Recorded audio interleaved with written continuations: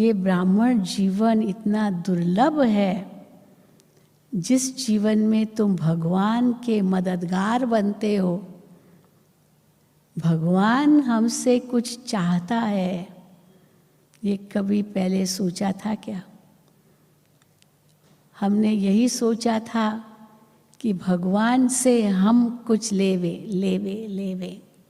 हम चाहते थे भगवान से कुछ मिले, इसलिए मंदिरों में जाकर भगवान से मांगते ही रहते थे। बच्चा दो, धन दो, स्वास्थ्य दो, ये दो, वो दो। या तो वस्तु मांगते थे, या तो गुण मांगते थे, या तो भूले कि जीवन में तो माफ़ी मांगते थे, और कुछ ना सही। तो मांगना ही था। हमारी चाहनाएं, हमारी इच्छाएं, वो हम भगवान के आगे रखते थे। लेकिन ये हमें पता नहीं था कि भगवान भी हमसे कुछ चाहते हैं। मालूम था क्या कि उनको भी हमसे कुछ चाहिए? हम तो समझते थे कि परमात्मा तो सर्वशक्तिवान है, वो जो चाहे सो कर सकता है, वो हमसे थोड़ी कुछ चाहेगा, हम तो उनके आगे कुछ भी नहीं है। अब सूरज को दीपक क्या रोशनी दिखाएगा?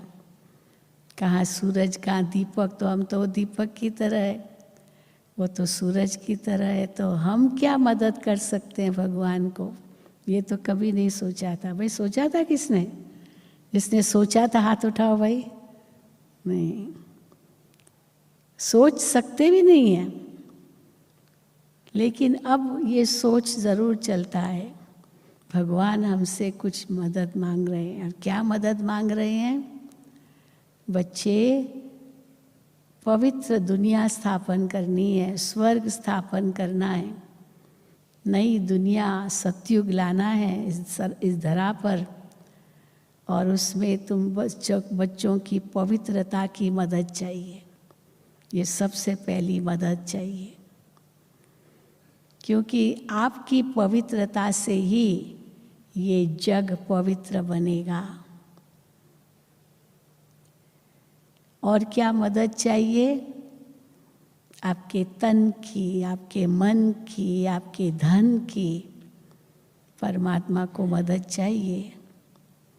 परम धाम से तो नहीं लाएगा, ये सब यहाँ ही होगा ना, और हम सब के द्वारा ही होगा।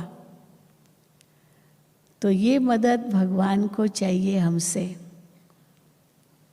और जब ऐसे बच्चे मिल जाते हैं बाबा को, जो सचमुच ऐसे मददगार हैं, तो बाबा को उनको देख के कितनी खुशी होती है कि वाह मेरे बच्चे वाह।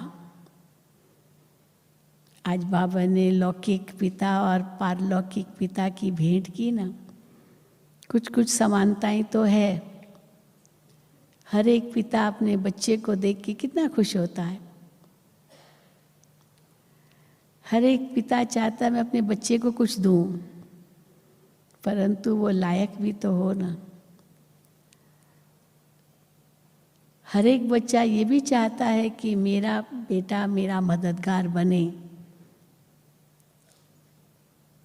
तो इसलिए जैसे लौकिक पिता चाहता है, पारलौकिक पिता भी ऐसे ही चाहता है। हर एक पिता अपने बच्चे को शिक्षा, सावधानी भी देता है। बेटा, क्योंकि पिता अनुभवी है, अब बेटे में वो अनुभव है नहीं, तो भाई बड़ों से अनुभव लो। ऐसे ही बाल सफ़ेद नहीं किए हैं, बहुत अनुभव किया है जीवन में। तो बच्चों का फर्ज है अब बड़ों का अनुभव लेना। और माँ बाप भी खुशी से बच्चों को अपना अनुभव शेयर करते हैं। तो भगवान भी हमसे कुछ चाहते हैं, ये अब हमने महसूस किया।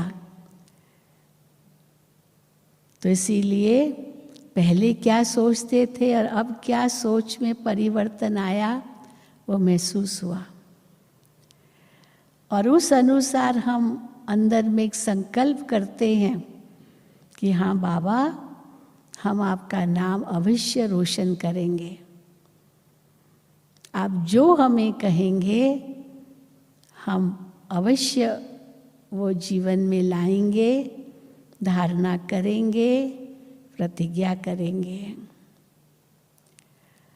क्योंकि सिर्फ माफ़ी मांगना, कोई चीज़ मांगना, ये तो बहुत मांगा, और जितना मांगा उतने और ही कंगाल होते गए।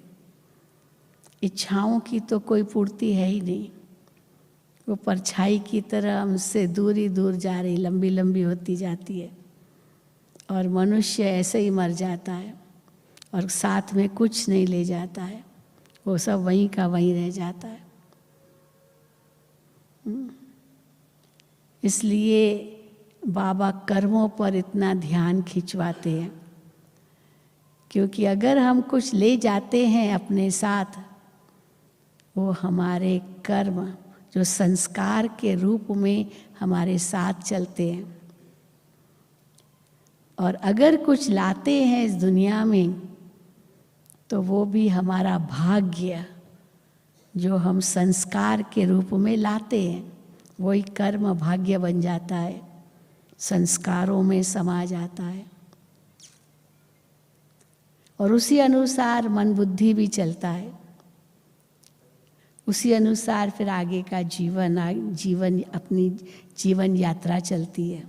To watch Peace of Mind channel videos on YouTube, subscribe us on youtube.com/tvpeaceofmind. Just a click for a peaceful life.